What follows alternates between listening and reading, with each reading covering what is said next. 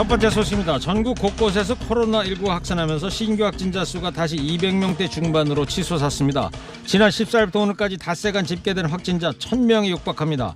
특히 교회에서 시작된 감염이 어린이집, 콜센터, 병원, 군부대로까지 전파되면서 전방위 확산 양상을 보이고 있습니다.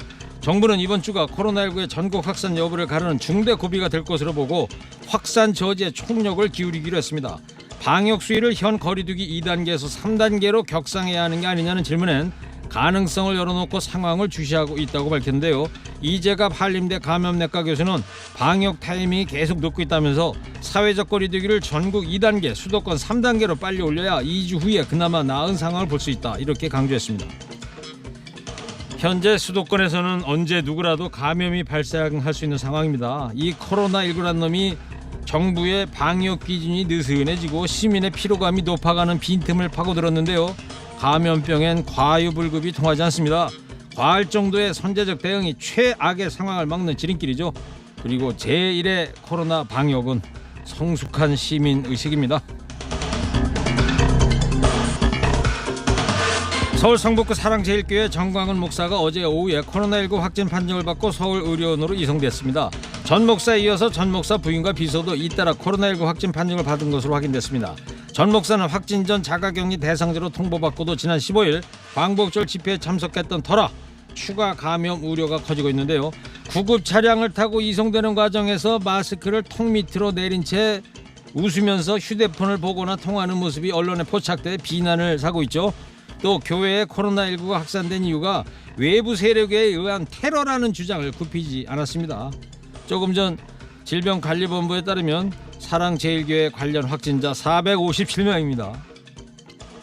본인도 본인이지만 집회 오면 병 안 걸린다, 걸렸던 병도 낫는다, 이런 궤변으로 수많은 사람을 위험에 빠뜨린 그 책임은 어떻게 질 건가요? 이보세요. 다른 게 테러가 아니라 당신이 지금 하는 게 테러요. 이런 와중에 경기도의 한 대형 교회가 주최한 2박 3일 수련회에 전국의 목사 200여 명이 참가했습니다. 강원도 영월에 있는 한 리조트에서 마스크를 쓰지 않고 찬송가를 부르는가 하면 기본적인 방역 수칙을 어기는 장면이 수시로 목격됐습니다. 코로나 확산 와중에 부적절한 행사가 아니냐는 질문에 주최 측은 예약을 취소할 수는 없었다고 답했습니다. 사회적 거리두기 2단계인 서울과 경기, 인천에는 종교 모임에 대한 집합 제한 명령이 내려져 있습니다. 하지만 강원도에선 현재 종교단체 모임에 제한이 없는 것으로 전해졌습니다. 목사님들이 왜 또 거기서 나와? 인류에게 사랑과 자비를 가르치고 전파하는 게 종교죠. 그런데 사랑과 자비는커녕 어찌하여 이 땅에 이리도 큰 시련을 던져주는지 정말 모르겠습니다. 다음 소식입니다. 기상청이 올해 4월 야심차게 도입한 한국형 수치예보 모델의 예보 정확도가 세계 9위 수준인 것으로 드러났습니다. 세계 기상기구에서 자료를 집계하는 국가가 11개국인 것을 감안하면 꼴찌 수준입니다. 지난해 순위에서 우리 기상청은 실제 기상과 예측한 기상의 차이가 얼마인지를 나타내는 평균 제곱권 오차 분문 3위였습니다. 그런데 예보 정확도가 9위로 급락한 겁니다. 기상청이 기존에 사용해온 모델은 영국 수치 예보 모델로 자체적으로 프로그램을 보완해서 사용할 수 없는 한계가 있었습니다. 이를 극복하기 위해서 도입된 게 바로 한국형 수치 예보 모델. 그러나 오히려 영국 모델보다 정확도가 떨어졌습니다. 한국형 수치 예보 모델 구축에 800억 원 가까운 혈세가 투입이 됐습니다. 감사원이 기상청의 비예보 적중률을 46% 수준이라고 지적했습니다. 찍어도 50%는 나올 텐데 46%라 할 말이 없네요. 그나저나 원래 일 못하는 사람이 장비 탓한다고 하던데 이제는 뭐 장비 탓도 못하고 뭔 탓하려나요?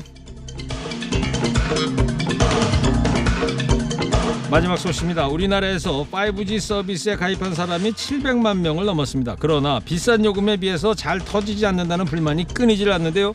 영국 시장 조사 기관에 따르면 한국에서 5G 스마트폰을 쓰더라도 실제 5G가 연결되는 경우는 이용 시간의 15%에 불과했습니다. 이런 상황 때문에 여전히 LTE 서비스를 사용하려는 사람이 많지만 새로 나온 휴대전화를 쓰려면 무조건 5G 요금제로 가입해야 합니다. 정부가 요금제 이용 약관 인가 과정에서 5G 단말기 구매 시에 5G 요금제를 유지한다, 이런 내용을 담았기 때문입니다. 삼성이 새로 내놓은 갤럭시 노트 20의 경우 일부 국가에서는 LTE 모델도 나올 예정이지만 국내에서는 5G 전용 모델만 출시가 됐습니다. 5G 활성화를 위해서 국내 소비자들의 불편을 볼모로 삼고 있는 건가요? 오지게 안 터져서 오지라고 하던데, 그런데도 울며 겨자 먹기로 쓸 수밖에 없는 우리 국민만 호구네요. 호구. 오늘 허리케인 데스크 여기까지 하겠습니다. 깨어있는 시민이 됩시다.